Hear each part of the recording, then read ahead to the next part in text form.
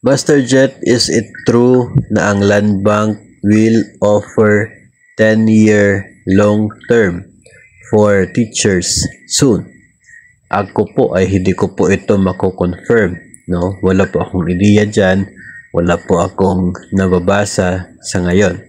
Pero ayon po sa nag-comment at maging sa mga nag-reply sa comment na ito sa atin pong Facebook, ay sinasabi nila na naging usapin daw ito sa Land Bank, no?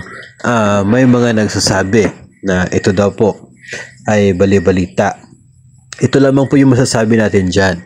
Possible naman talaga na mag-offer sila ng ganun katagal na loan term para po sa mga teachers.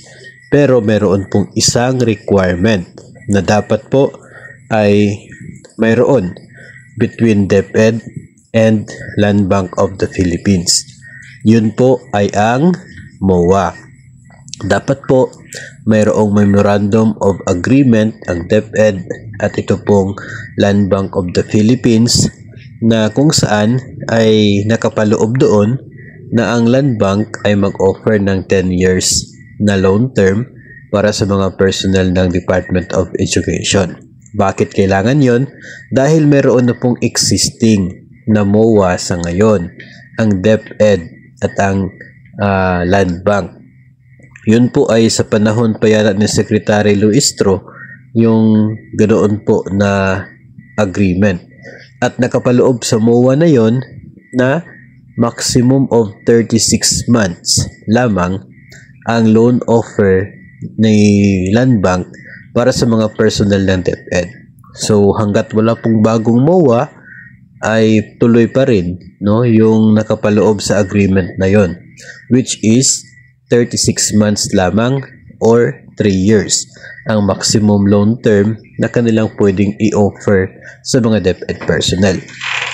Kung sakali man na magkaroon ng 10 years na term sa loan, ay yun po, dapat magkaroon ng panibagong agreement na siya pong mag-repeal doon po sa nauna, mag-amend doon po sa nauna na agreement na 36 months lamang.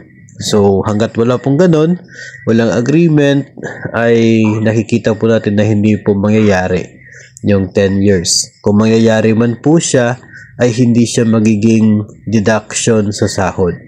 No, kasi yung agreement nila ay salary deduction na loan, yung 3 years. Kung mag-offer sila na without MOA na ganun, ay hindi siya magiging salary deduction. So possible na magiging auto debit.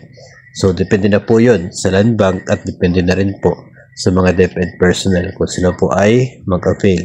Basta yung nakikita po natin dyan, kung gusto po na salary deduction, which is walang hassle sa part po ng mga ng mga DepEd personnel, ay dapat po may agreement si DepEd at si Land Bank para sa ganun kahaba na loan term.